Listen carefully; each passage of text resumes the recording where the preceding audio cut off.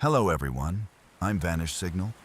Before we get into tonight's footage, hit that like button, subscribe, and let me know in the comments where you're tuning in from. Story 1. Registrars list campus security flagged the footage at exactly 2:14 a.m. Not unusual in itself.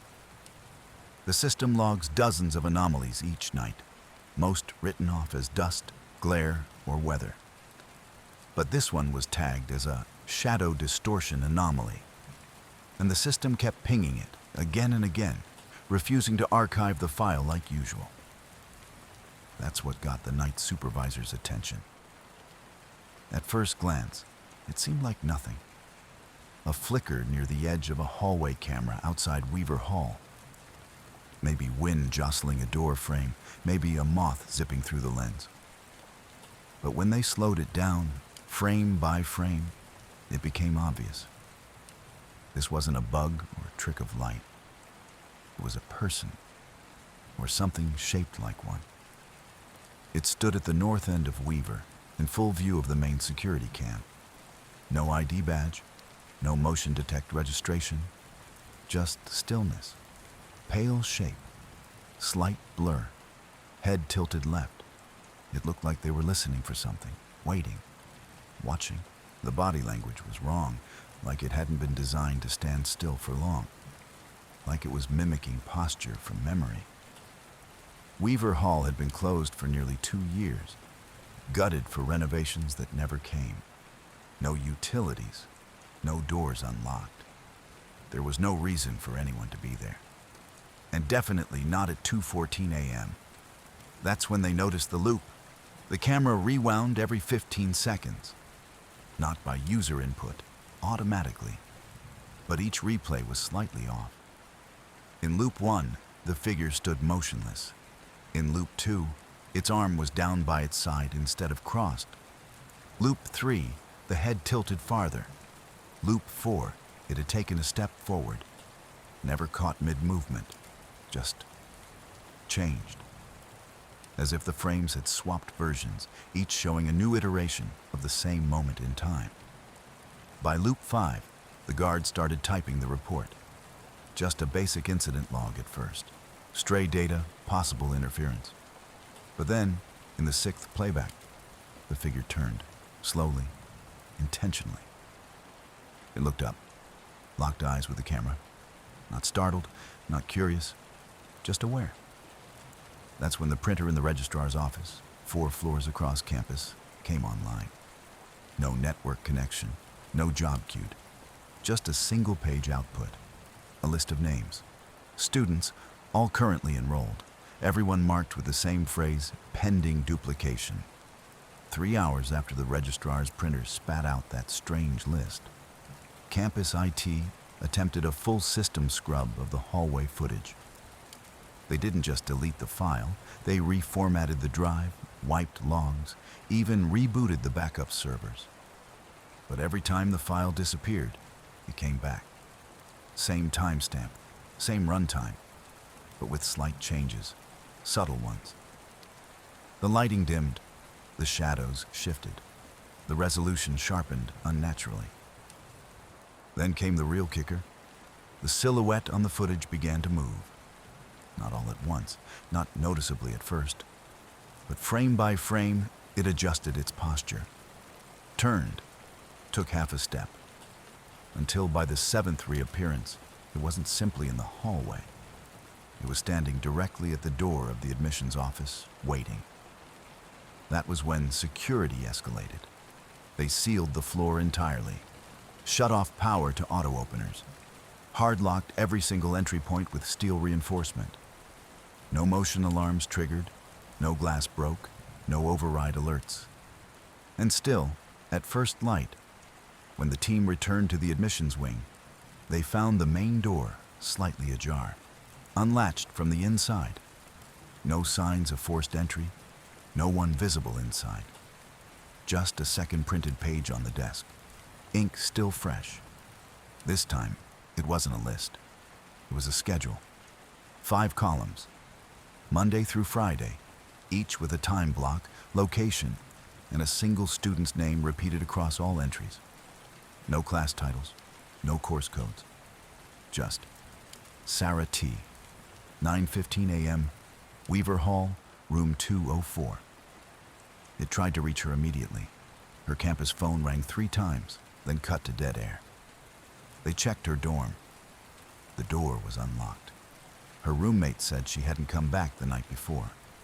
Claimed she left around dusk to shoot photos for her final in digital composition. Said she wanted to capture the urban rot of Weaver Hall at night. Her laptop was still on the bed, lid half closed, hard drive wiped clean. Not reformatted, deliberately scrubbed. No browser history, no saved files, no cached data. They reviewed the hallway cams again. This time, Weaver's footage showed something new. 2 figures, standing side by side in the dark. One had its head tilted at an impossible angle. The other looked straight into the camera. Same hoodie, same jeans, same wrist tattoo, same face as Sarah T. When the techs tried to archive the video, the entire drive corrupted. But not in the usual sense. It didn't crash. It didn't error out. Every other file on the system, across every camera feed on campus, began playing the same 30-second loop from Weaver Hall. Whether you clicked on the biology lab, the student center, or the main library atrium, you got Weaver. Same loop, slightly different angles, same 2 figures in frame. And every 15 seconds, like clockwork, they stepped closer to the camera. Just 1 frame closer, each time. And they never blinked. No one knows what happens when they reach the lens.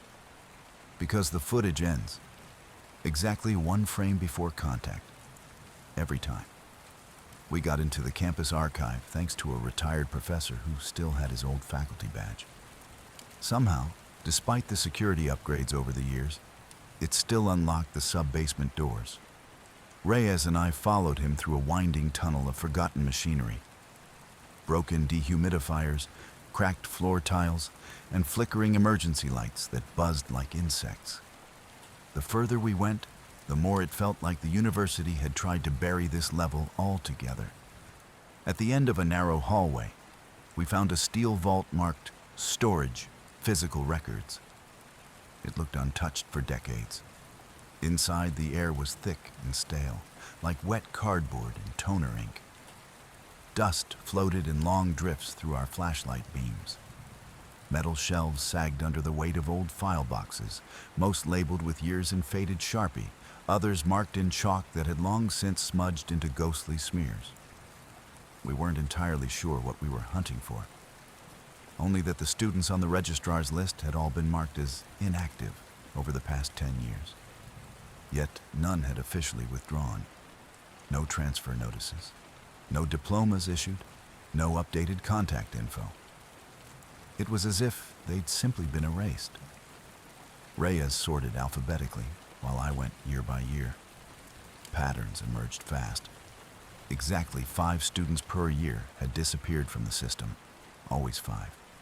No police reports, no academic warnings, no mention in newsletters, social media, or student forums. The trail just stopped, cold, with a status update in the university's records. That's when we found the signature.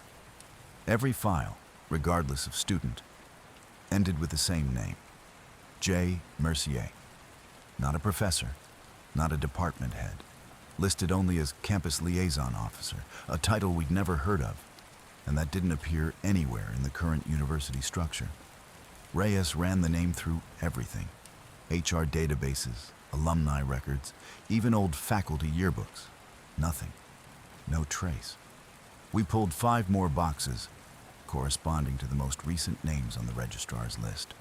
Each one held the same contents: course schedules, housing info, a faded ID photo, and one report labeled unscheduled appearance. These reports were vague but unsettling.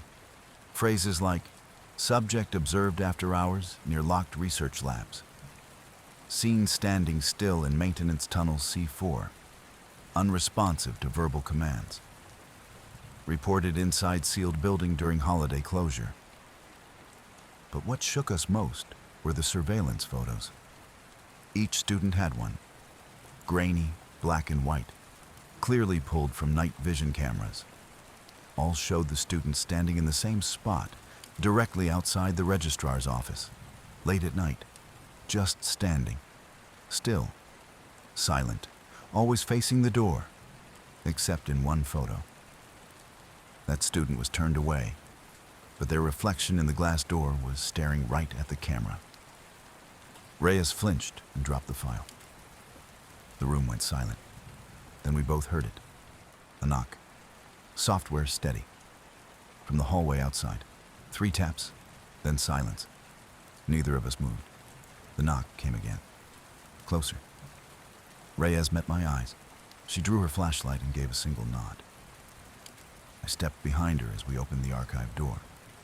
The hallway was dim, still, empty, but on the floor, right in the center, was a single sheet of paper, perfectly folded, like someone had placed it there deliberately. Reyes crouched and opened it slowly.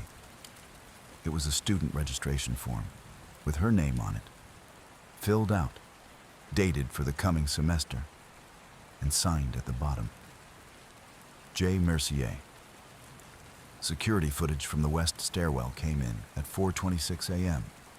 No motion trigger, no alarm. Just 27 minutes of uninterrupted silence and an unchanging view of the concrete steps. The camera angle remained fixed, the hallway lighting constant, the shadows static. But at timestamp 4:11:38, something inexplicable occurred. The footage jumped ahead exactly 11 seconds, then resumed as if nothing had happened. No digital stutter, no glitch artifact, just a seamless continuation. But something was wrong.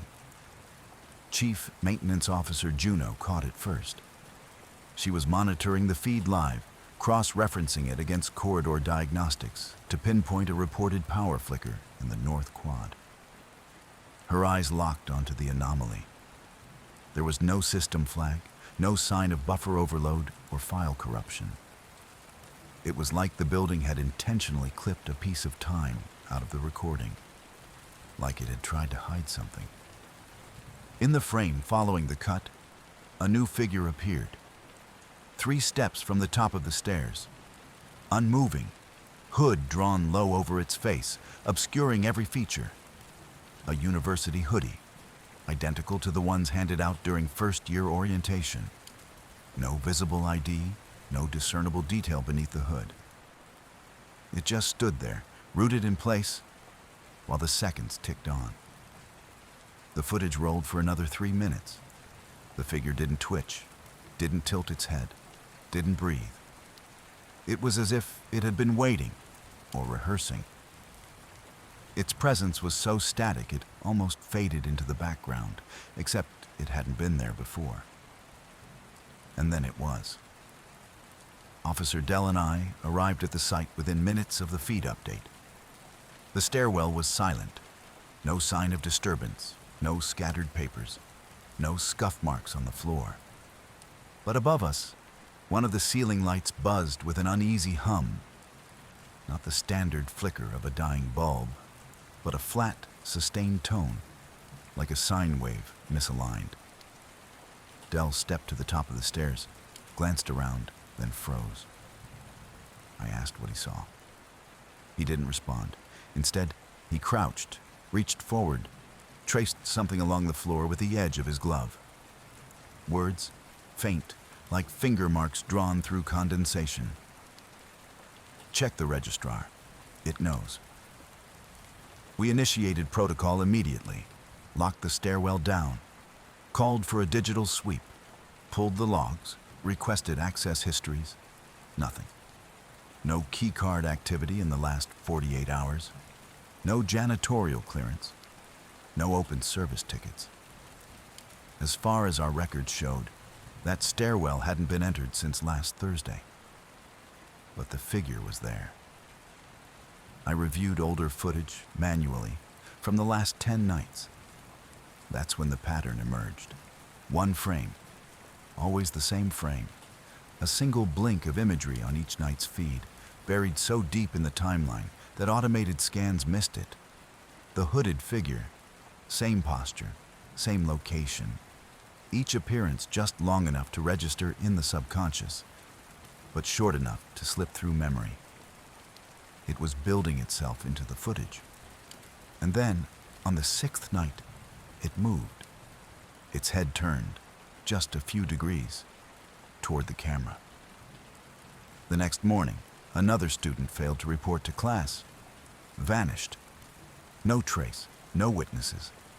But their name had already been marked as withdrawn in the registrar's system. 4 hours before they disappeared. I didn't go back for my things. I didn't log out of the system. I just walked out, past the dimmed hallway lights and flickering elevator screen, down the emergency stairwell with my phone clutched tight in my hand. The registrar's last words wouldn't stop repeating in my head. They remember who you were, but they're not who you remember. That night, I drove until I couldn't feel my legs. I booked a room 2 towns over, no Wi-Fi, no smart devices. Just a physical key, a buzzing fridge, and a lamp that hummed like it was hiding something. I pulled the battery out of my phone and tossed it into a field of dry weeds behind the parking lot. I let the TV run static just to have some noise. The silence had grown too sharp, too alert, like it was listening. But silence isn't safe anymore. It waits for its moment. At 3:17 a.m., the bathroom light turned on by itself. No motion, no power surge, no timer, just flicked on like someone had pressed the switch. I crept toward it, my chest tight, and stepped inside. The air was cold. The tile floor froze my bare feet, and the mirror already fogged. I hadn't used the shower. There was no heat, but in the glass, written in the condensation as if traced by an invisible fingertip, were 5 words. Not withdrawn, not forgotten. I ran, left the motel behind, slept in the front seat of my car with the doors locked and a tire iron beside me. At dawn, I tried reaching Maddie again. Still nothing. I found her roommate's number online, buried in a club roster from last year. I called. It rang twice, then someone answered.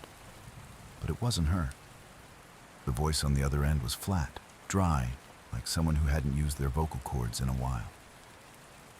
You saw too much.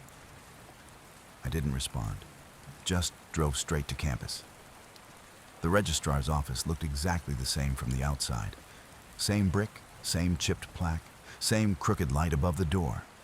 But inside, it was different. Brighter, colder. And the woman behind the desk wasn't the one I'd spoken to. She was younger. No glasses, eyes too clear, movements too crisp.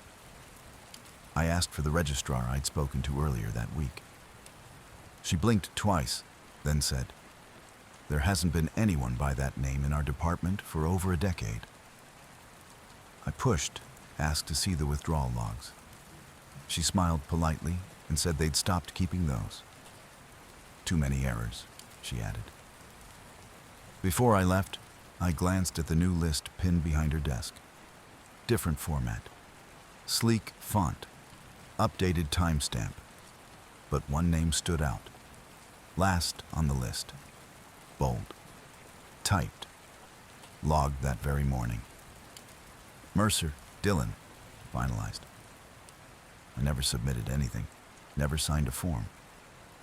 I opened my mouth to protest, but she was already on the phone, turned away, voice smooth and calm. "Yes, the last one is complete. Memory confirmed. Presence severed." I didn't argue. I didn't ask her to undo it. I understood finally. Somewhere beneath those floors, inside the cable ducts, behind doors marked authorized staff only, the university had kept a version of me. Maybe just a backup. Maybe more than one. Enough to keep the system running. Enough to keep me enrolled. I left campus for the last time. I haven't been back. But some nights, when sleep won't come, I check the live feed of the student comments. Just habit. One camera near the east corner always glitches. The picture skips a few frames, then resets. And once, just once, I saw something. In the far back, near the vending machines, someone was sitting. Same posture, same jacket, same backpack I lost months ago. Legs crossed the way I always sat, staring straight ahead, still, waiting. And I knew they'd enrolled again, without me. End of story, story 2. The Bell Tower Room. Every college has that one place. Off limits, barely mentioned, sealed behind rusted locks and forgotten keys. At Saint Alora's, it was the Bell Tower. 4 stories up, tucked behind the old theology wing, up a spiral staircase that groaned and moaned like it remembered every footstep. There was no official explanation for why the tower had been closed off for decades. Just a corroded brass sign on the thick oak door. Maintenance access only. But the stories were constant, passed from one year to the next, whispered in dorm rooms and over late-night coffee. Students talked about strange things, about screams that echoed from the tower on windless nights, about lights pulsing behind its windows when no one had the key. There were stories about a janitor in '92, the last person confirmed to enter and exit the tower. He resigned the next day. No notice, no goodbye. Just vanished down the highway, paycheck unclaimed. He left behind one thing, scrawled in faded Sharpie on the inside of his locker door. It remembers. Sam Kincaid didn't believe in ghosts, but he did believe in clicks, views, and content. A sophomore film student with a growing YouTube following and a reputation for chasing haunted campus legends, he saw the Bell Tower as the perfect finale to his Midnight Haunt series. He recruited his roommate Darren, a reluctant skeptic with a steady hand on the camera, and together they mapped it out. Sneak in after hours, get to the top, film everything, upload before sunrise. Easy. At precisely 2:13 a.m., because no self-respecting horror exploration could start at a normal time, they crept through the theology wing. The air smelled like old wood, dust, and bleach. Darren filmed over Sam's shoulder as they reached the tower door. Sam pulled the bolt cutter from his backpack, looked into the camera, and gave a grin. The lock shattered too easily. It didn't feel rusted. It felt fragile, like it had already been broken, like it wanted to be opened. As the door creaked open, revealing only pitch-black space and the narrow stairwell winding up into shadow, a gust of cold air slid past them. Not a draft. It felt wrong. Too cold. Too focused. Like something exhaled. Sam muttered, "Showtime," and they stepped in.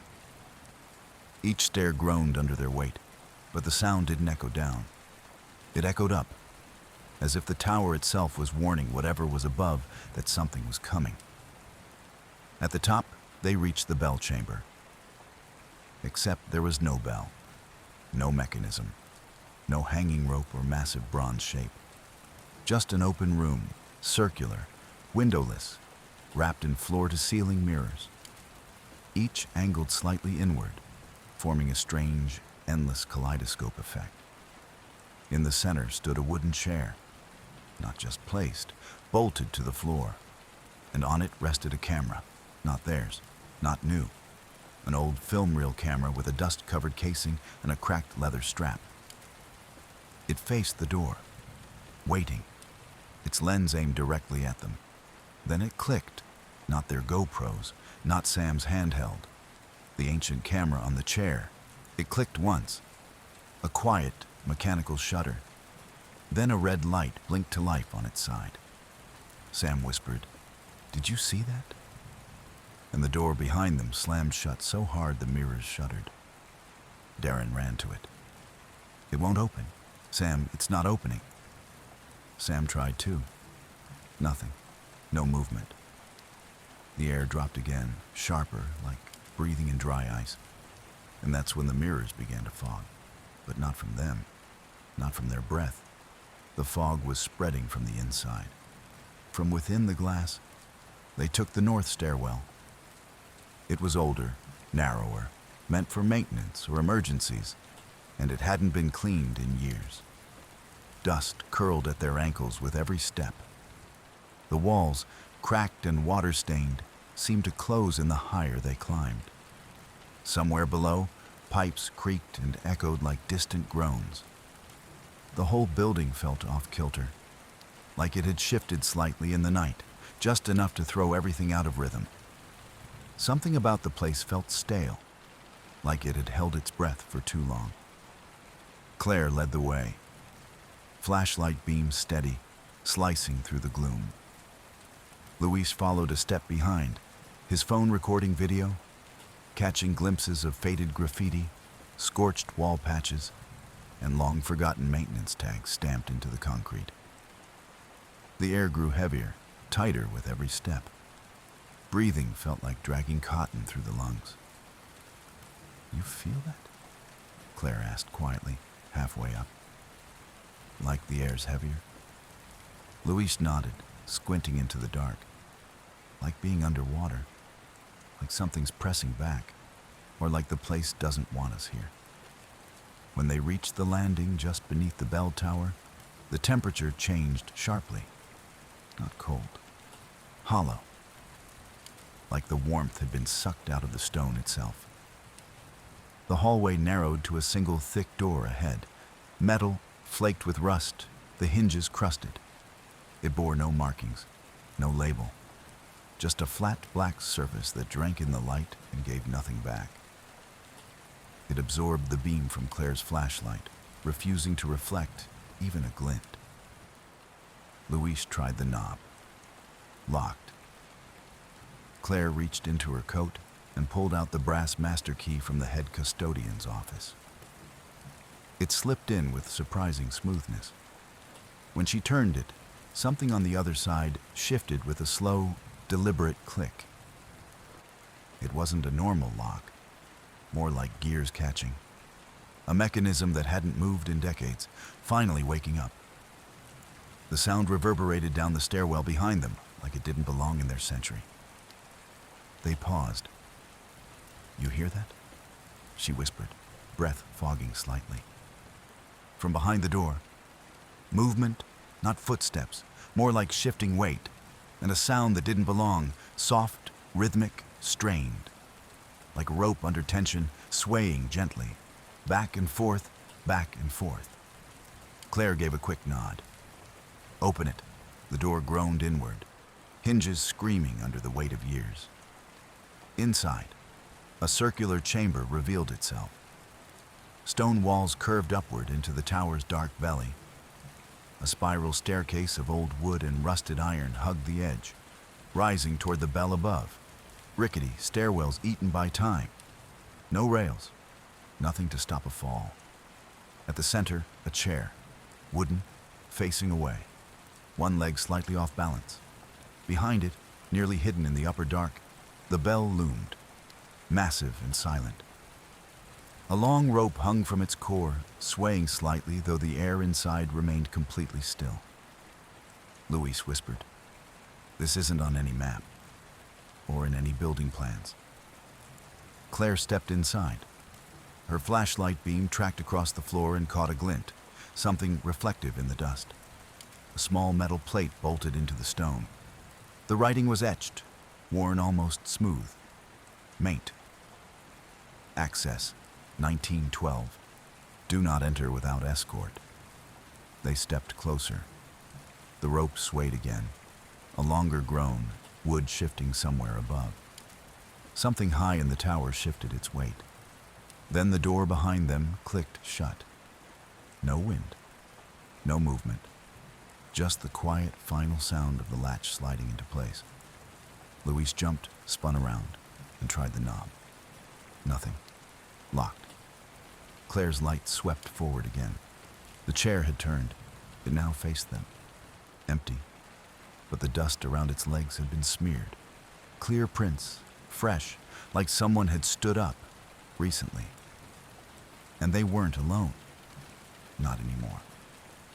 When the maintenance crew finally agreed to open the hatch, the hallway felt colder. Not a drop in temperature exactly, but like the chill that creeps in during a funeral procession. Silent, expectant, and wrong. The trapdoor groaned as it cracked open against the years of rust, its hinges shrieking like something alive. Dust poured out like smoke from a long-sealed chimney. No one spoke.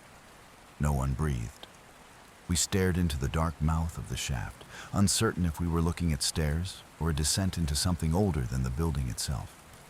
The space below wasn't on any blueprint. The bell tower above had long been decommissioned, sealed after the last incident. But this cavity hidden beneath it made no architectural sense.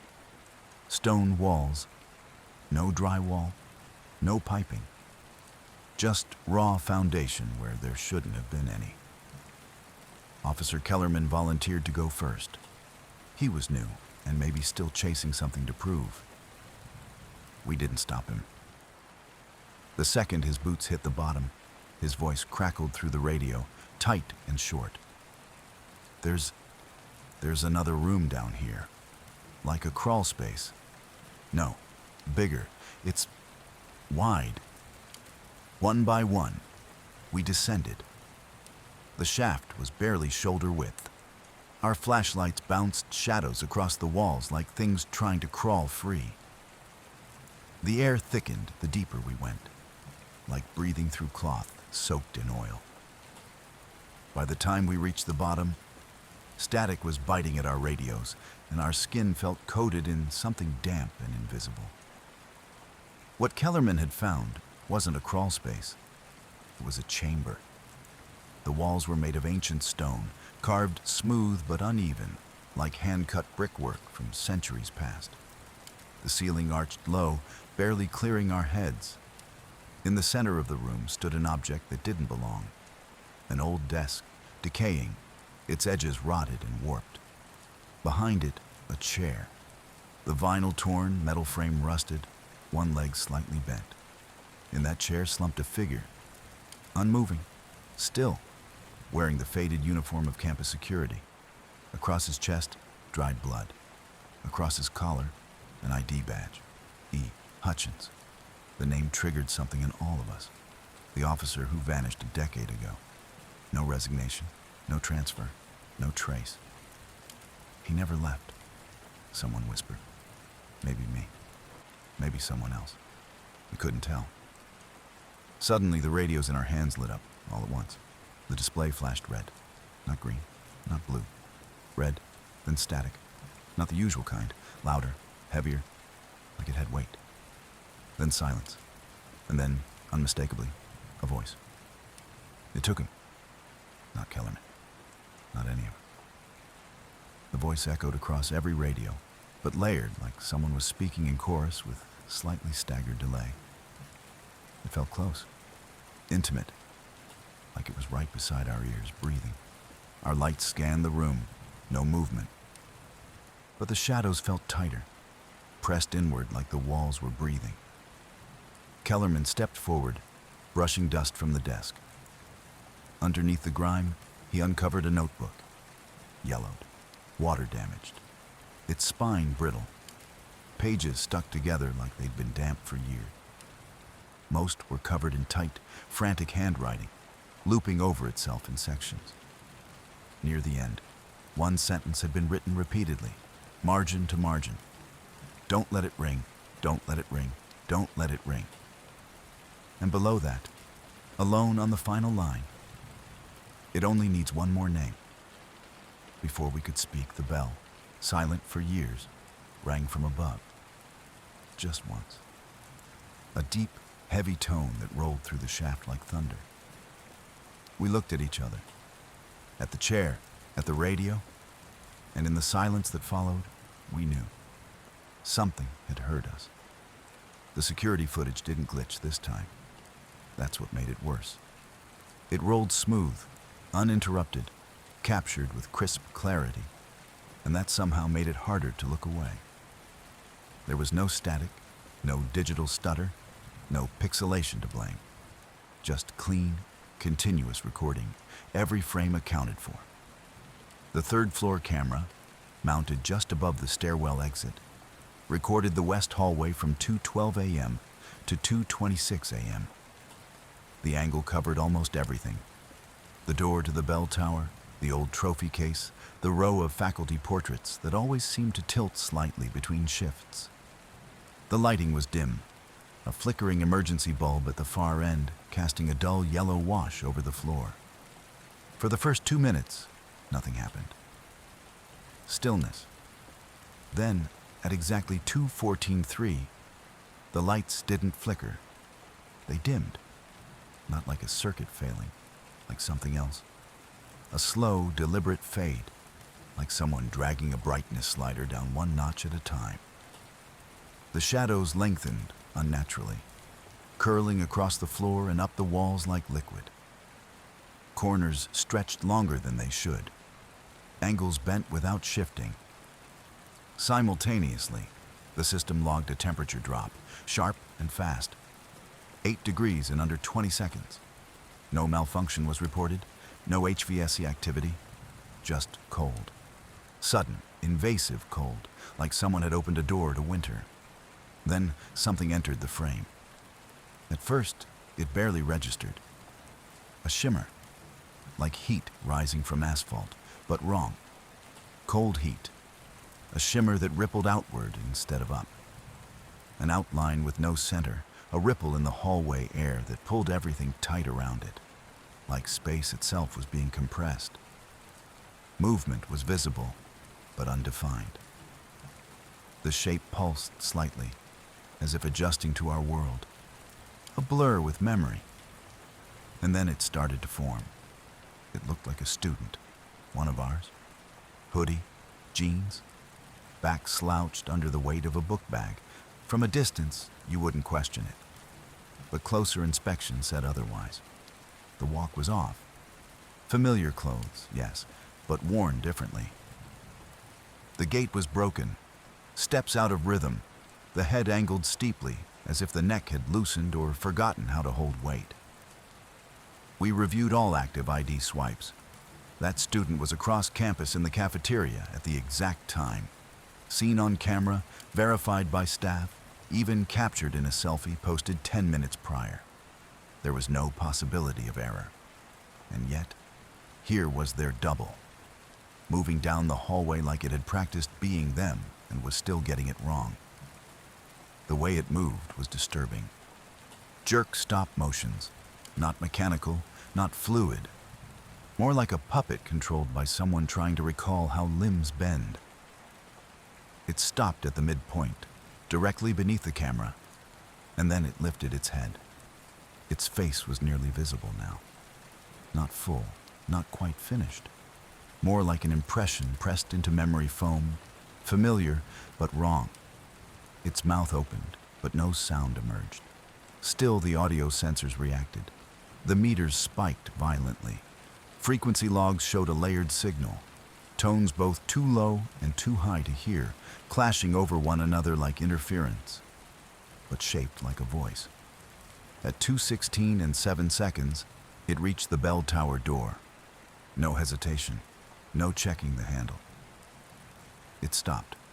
The head tilted again, sharply, almost to the shoulder, and rocked back and forth. Not random, not aimless. Listening, or being listened to. The footage remained stable, but the air around the figure shimmered again, like it was sinking to something unseen. Everyone who watched the footage described the same thing. The feeling that the recording itself was watching them. Not paranoia, not nerve. Actual physical discomfort. A weight on the chest, a pressure at the base of the skull, the sense that your reflection might blink before you do. Then it started to fade, not disappear. Fade, like a transparency being removed in thin sheets. The image peeled away, dissolving in layers from the edges inward. One moment it was there. The next, it was gone. No trace. Just the dull hallway again. At 2:16:29, the lights came back to full brightness. The temperature returned to normal. But that feeling, that heavy, humming wrongness, remained. Back in the control room, the team rewatched the footage on loop. More than one person turned to check behind them. One tech claimed they heard someone whispering in sync with the footage's movements. Another swore the monitor reflection showed 3 people standing behind them when only 2 were present. The final inspection of the hallway came just before sunrise. We didn't expect to find anything, but we did. Inside the bell tower room, scrawled in rough chalk along the interior brick wall, was a message. A simple line of text, written in unbroken strokes. This time, I remember the way back. The chalk was fresh. The dust still clung to the wall. But none of us had seen it before. And no cameras showed anyone entering or leaving that room. Whatever had passed through the hallway, it had memory. It had intent. And now it knew its way back. They found me in the bell tower just after 6 a.m., when the first streaks of sunrise began to stretch long copper bands through the stained glass windows above. I was barefoot, my clothes torn to shreds, hands scraped and bleeding as if I'd been clawing my way out of a grave. My nails were broken down to the quick, my throat raw and torn from screaming things I couldn't remember. The door had been bolted shut from the inside, sealed in a way that seemed beyond locks and hinges, like the stone itself had closed around me, pressed tight by something far older than the building. Campus security found me huddled in the farthest corner, back against the wall, eyes unfocused, whispering over and over again. The words made no sense.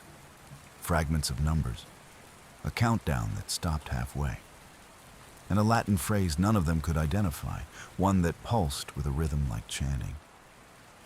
I remembered none of it, only the cold, thick and unnatural, wrapping around me like I'd stepped underwater, and the silence, heavy, total, except for the bells.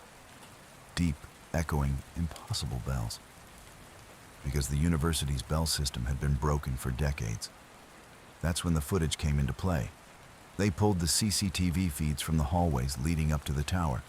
At precisely 3:11 a.m., I appear. Calm, barefoot, my posture too still. My eyes locked forward, unblinking. No panic, no hesitation. At one point, I stop in front of a camera and look directly into the lens. Not toward it, into it, like I knew it was there, like I was making sure someone was watching. The timestamp was verified, 3:11 a.m. But at that exact same moment, my roommate swore I was in our dorm. We even had a photo, taken at 3:10, me in frame, laughing, eyes half closed, barely awake. 2 versions of me, in 2 places at once. And yet, the camera footage kept rolling. In the last hallway before the stairwell, I suddenly stop walking. My head tilts slowly, unnaturally to one side. I appear to be listening. Then I nod, like something I can't see had given me instructions, like I'd agreed to something. As soon as my hand touches the stairwell door, the feed collapses. Distorted static, frames jump, then frozen. Maintenance crews swept the bell tower later that day. The ancient bell machinery overhead remained untouched, rusted in place, solid as fossils. But the room they found me in, the highest one in the tower, had changed. The warped old floorboards were scorched in a perfect circle. No fire damage to the rest of the room. No signs of soot, no matches, no accelerants. Just the wood, blackened and brittle, as though burned from the inside out. And in the exact center of that circle, a single student ID card, mine. I haven't returned to campus since. The official record calls it a psychotic break. Diagnosed hallucinations, sleepwalking under extreme stress. It's easier that way, easier for them. But I know that isn't what happened. I remember the feeling, being in that room as the sun rose impossibly slow, as time bent, as the silence pressed tighter and tighter. I remember the ringing that wasn't heard with ears, but with bone, with thought. The bells had weight, history, purpose. They didn't ring on accident. They weren't mechanical failures. They were a summons. Something ancient stirred beneath that tower. Something that had been waiting, watching. And sometimes, on windless nights, when the sky holds still and the stars feel too sharp, you can hear them again. Not with sound, but with sensation. Deep inside your skull, reverberating like your blood has learned a new rhythm. If you do hear them, it means something's coming, and it's calling you next. Story: Dorm G13. Dorm G13 had a reputation, not the fun kind either. People didn't whisper about epic parties or legendary hookups. They told stories, the kind that stuck in your mind like splinters. A freshman vanished right before finals in 2016. Straight up disappeared. No sign of a struggle, no note. Just gone. A sophomore just last year reportedly started speaking a language no one could identify. Something ancient and wrong in her sleep. They moved her out after she screamed for 4 straight nights. No one saw her again. And then there were the lights. Every Thursday, exactly at 3:13 a.m., the hallway lights would flicker 3 times, then cut out for exactly 13 seconds. Always 13, like the building itself was holding its breath. I figured it was just campus mythology. Every school has stories, urban legends to make the upperclassmen feel like they own something secret. But then I got assigned to G13, late enrollment, nowhere else to go. The housing clerk handed me the key with the kind of look you give someone heading into surgery. She slid over a folded map, damp with a coffee ring dead center on G13. I pointed it out. She smirked, but it didn't reach her eyes. Guess that spot's cursed, she muttered. Then she looked back down and said nothing else. G13 was in the far end of the east wing, an older section of the dorms. The hallway leading to it was narrow, dim, and too quiet. Like sound forgot how to travel there. As I walked, the lights buzzed in and out, always slower as I approached the room. When I opened the door, I felt it immediately. The air was dense, heavy, cold, even though the radiator was on full blast and ticking like a heartbeat. The warmth never reached my skin. It felt like stepping into a photo, one where nothing moved anymore.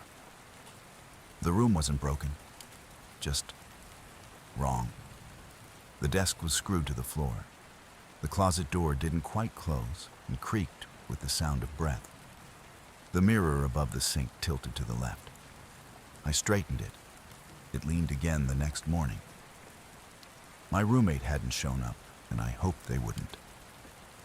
Something about the silence felt too private, like the room didn't want to be shared. The first night was quiet, until just after 3 a.m. The soft green glow from the emergency exit sign outside the door faded, not flickered, just blinked out like someone flipped a switch. A moment later, I heard it. A metallic click, like a latch being released just on the other side of the door. I shot up, checked the knob. Still locked, deadbolt still in place. But I couldn't shake the feeling that something had shifted. Night 2, it happened again. Same time, same sequence. But this time, when I glanced into the mirror, it wasn't me staring back. It was the hallway. A perfect reflection of what was beyond the door. The exit sign glowing, the door itself, and something else. A shadow, not moving, not wavering, just standing there like it had always been there, and only now had the mirror decided to reveal it. I spun around. Nothing. The hallway outside was empty. By night 3, I was ready. I didn't sleep. I sat propped up in bed, recording with my phone pointed straight at the mirror. 3:13 a.m. Like clockwork, the hallway light dimmed. The click came, sharper this time. And then, clear as crystal on the screen, a figure, human-shaped, but off. The proportions weren't right. Shoulders slightly hunched, neck too long. It didn't move, didn't even seem to breathe. Just stood there, staring back at me through the glass, like the mirror was its window, not mine. Then my phone alarm went off. I jumped, blinked, looked up, and the mirror showed only me again. Just me. Breathing too fast, eyes too wide. That morning, I marched back to the housing office, told them the mirror was faulty, said the exit sign outside my room kept going dark. The woman behind the counter didn't even blink. She just stared like I was speaking in code. Then she turned to her computer, typed something, frowned, and looked up. "Which dorm?" "G13. She went still. Her voice dropped half an octave. "That room's not active." I held up my key, proved I was living there. She stared at it. Her lips parted slightly. Then she excused herself and asked me to wait. I stood outside the office for 10 minutes, then 20, then 30. When I knocked again, the door was locked. Lights off. No sign anyone had ever been there. I turned to leave. In the reflection of the office window, I saw myself. But I blinked second. Campus security footage confirms it. 3:17 a.m. North Hall camera D13. A figure in a hoodie drifts past the stairwell, pauses, and then begins walking backward, step by exact step, retracing its route in perfect reverse. But this isn't a playback. The timestamp doesn't flicker. Lights overhead stay steady, shadows cast properly. The world moves forward, but the figure rewinds. It's not stumbling or flailing either, it's too smooth. Each movement precisely calibrated. Even the subtle sway of the arms and backward heel placement feel choreographed, as if rehearsed down to the muscle. Officer Lentz spotted it first during routine scan and flagged it for potential corruption. But when he scrubbed through the footage frame by frame, things got weirder. As the figure starts to ascend the stairs backward, its head jerks slightly, like it's tracking something. Something we can't see.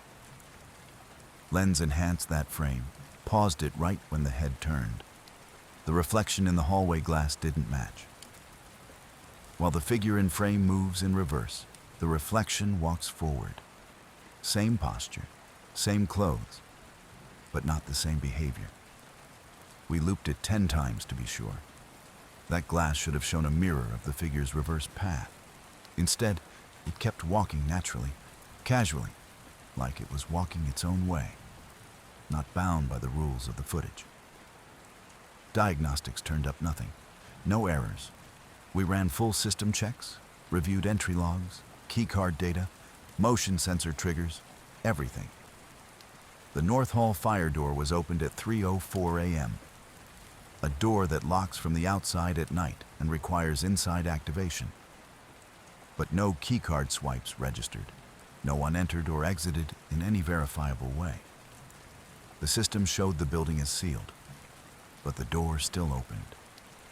Later that morning, I went to dorm G13 with officers Hendry and Kim. The RA was reluctant, said the room had been closed since March. A student vacated mid-semester, cited a family emergency. No new occupant had been listed, but housing showed the room as occupied. When asked who was assigned, the terminal glitched. The field went blank. No name, no photo, no trace. The RA opened the room. It was too clean. Air stale and humid, no sign of airflow. The bed was hospital tight, edges tucked, pillow set square, no indentation. The desk had zero clutter, not even a pen. Closet? Empty. But the silence felt off, like a room holding its breath. Officer Kim glanced up. One ceiling tile, far corner, had been nudged out of alignment, barely noticeable. I climbed up on the desk, slid it back, and found the source. A tiny camera tucked into the shadows. Old school hardware, definitely not student gear. No Wi-Fi. This was hardwired. Military grade or close. The cable ran deep. We followed the wire 2 floors down, through a locked shaft used for utilities, and into North Hall's forgotten boiler room. The cable disappeared behind a heavy steel grate, rusted and bolted from the inside. Took us 15 minutes to get it open. Behind it, an old DVR bolted to the back wall, hidden in the gloom. Its casing was cracked, dusty, but the green LED blinked steady. It purred when we got close, like it had been waiting. The screen lit up. No login, just feeds.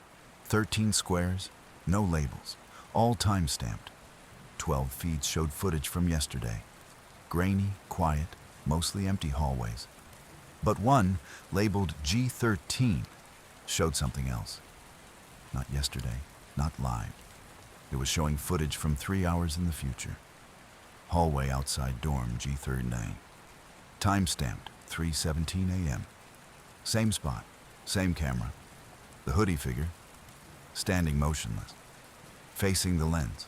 Then it moved. Just a hand. Slowly, deliberately, it raised its arm and waved. We checked the clock. It was 12:03 a.m. The footage hadn't happened yet. But it would. Campus security got involved after the 4th complaint. The RA didn't want to escalate it, but when 2 freshmen reported seeing someone standing behind them in their mirror selfies, someone who wasn't there in person, he had to call it in. They said the figure looked like a student, but too still, as if it didn't know how to pose. Security sent Officer Ellis, a seasoned night shift guard who'd been working the campus circuit for nearly a decade.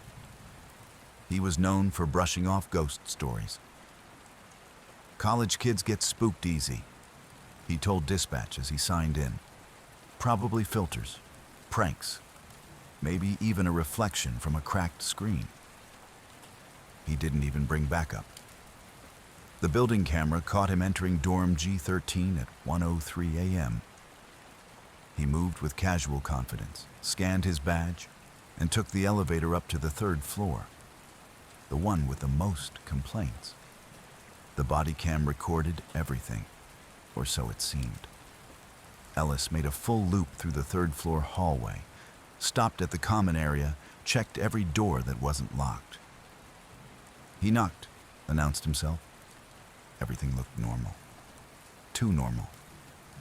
But later, during footage review, something was off. The timestamps were clean, no sign of lag, but the feed was impossible. While Ellis moved through the corridor, his body cam showed something strange. Twice, for several seconds, the feed showed him standing perfectly still. Once facing room 317, once just outside the elevator, completely motionless. No head movement, no blinking, just standing there, breathing shallowly. Except, he wasn't supposed to be there. At those exact moments, GPS tagged him elsewhere, around the corner. There was no visual distortion, no flickering, just 2 perfect shots of him doing nothing at places he said he never stopped. When the footage resumed, the recording flowed normally, and Ellis never mentioned any pauses. At 1:19 a.m., Ellis opened the stairwell door to check the maintenance hatch. Standard procedure, he explained later. His voice on the tape was casual, a little bored. But then the camera glitched again, this time for almost 4 full seconds. When it came back, Ellis was gone. The body cam, still mounted, showed only the stairs, empty and dim. The only sound? A soft creaking as the door below shut slowly, like someone had slipped through and let it close behind them. A few minutes later, Ellis radioed dispatch. He said the sweep was clear, nothing out of the ordinary. He requested sign-off and confirmed his report was already being logged. But dispatch flagged the audio. Something was off. His voice was delayed, like there was a half-second echo behind every word. Not a feedback loop, a copy. Slightly misaligned. When Ellis returned to the security office, he handed in a standard incident form. No anomalies, no unusual activity. But the data logs from the building's third floor told a different story. Between 1:20 and 1:24 a.m., after he had supposedly exited, 4 movement pings were recorded. Same weight, same stride length, same route, 4 passes down the same hallway, identical footsteps. Each one was tagged with Ellis's ID. But his card swipe had him exiting the building at 1:18 a.m. Clean, logged, verified. So whatever was still walking the halls after that, it had his gait, his timing, his badge. But it wasn't Ellis. I tried to sleep with the lights on that night. Desk lamp glowing, hallway light bleeding softly under the door. I even turned on the screen of my laptop and let it idle. Anything to keep the dark from creeping too close. But no matter how many lights I surrounded myself with, that sound, the hum, never left. It wasn't the usual electrical murmur of old wiring or the fridge cycling. This was deeper.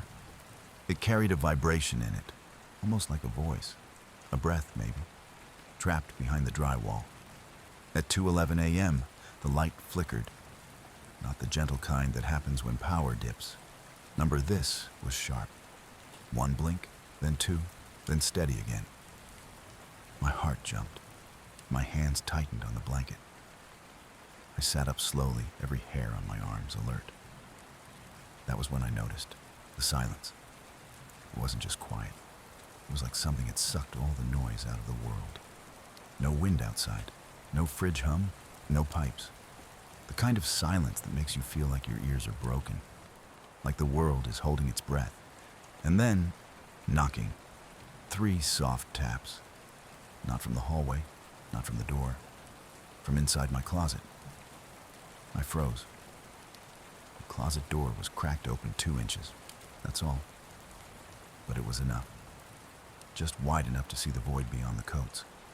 I hadn't opened it in weeks. I hadn't needed anything from it. I always kept it shut. Something about the door always felt wrong. It swung too smoothly, like it wasn't attached right, like it had been added after the rest of the room. The knock came again. Same rhythm, same pressure, like fingers that knew what they were doing. I moved, slowly, phone in hand, camera app open, recording. The closer I got, the colder it felt, like walking into a walk-in freezer. My breath didn't fog, but my skin prickled. My reflection in the mirror across the room was moving slightly. I was still, but the reflection trembled just enough to catch. Like a glitch in a live stream, a bad signal. I reached out and touched the door, then opened it. Just coats, just boxes. The same pair of boots I hadn't worn since orientation. But something was different. Behind the boxes, pushed into the back wall, was a panel. It wasn't drywall, it was metal. Cold looking, painted to match the wall, but I saw the seams. A small square hatch, no more than 2 feet wide. No handle, just a narrow slot in the center, like the kind of access panel maintenance crews open with a special key. Etched into the metal, faint and barely visible in the light, was a symbol. A circle, split vertically, a single dot pressed into the right half. I didn't touch it. I couldn't. Every instinct I had was screaming not to. I stepped back. I closed the closet. I locked it.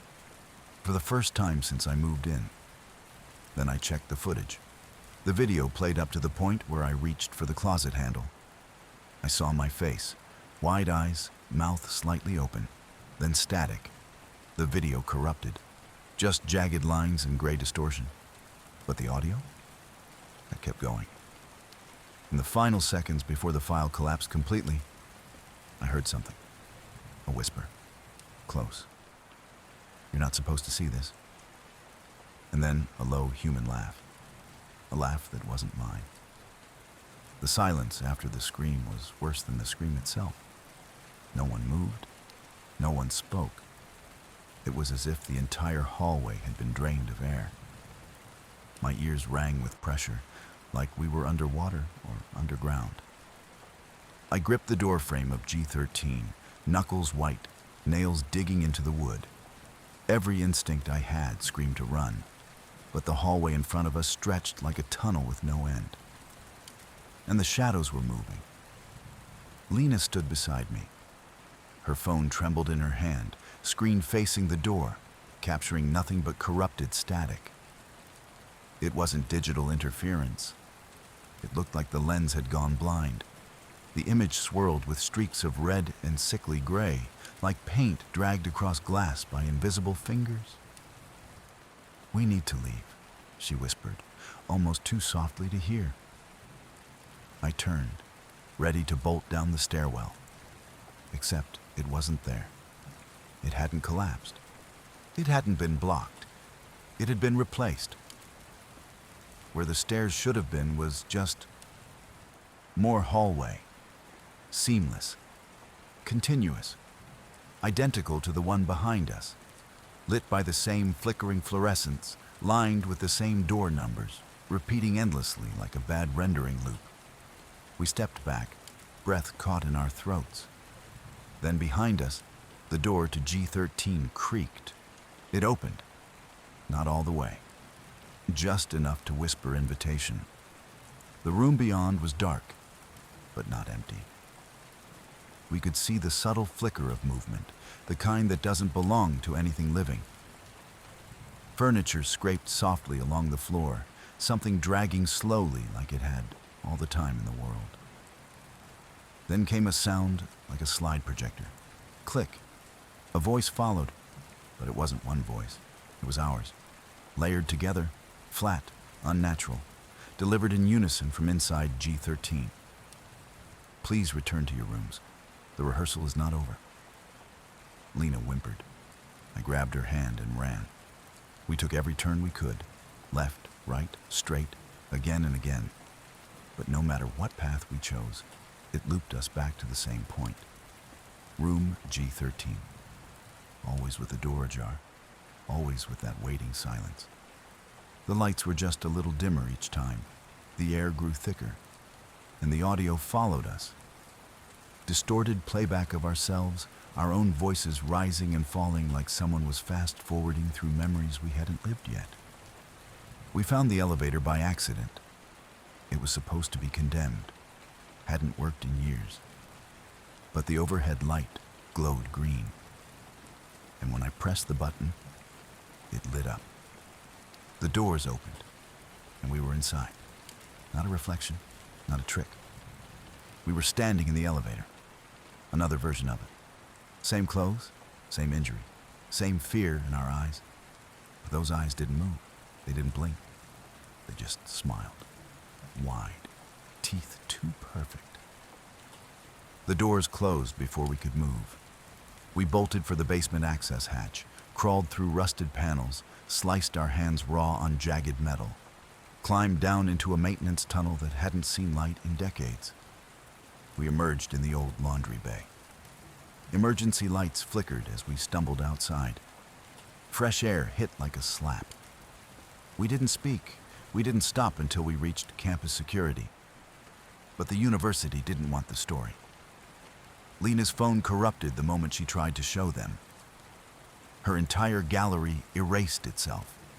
Her backup drive had no record of anything from that night. Her cloud login failed. When she called the provider, they claimed the account had been deleted over a year ago. There's no evidence, no documentation, no acknowledgement. But I remember. She remembers. G13 has been renovated. Fresh paint, new number, new name. But last week, I walked by late at night. The lights were off, and from inside, I heard my voice say, "Let's try that again."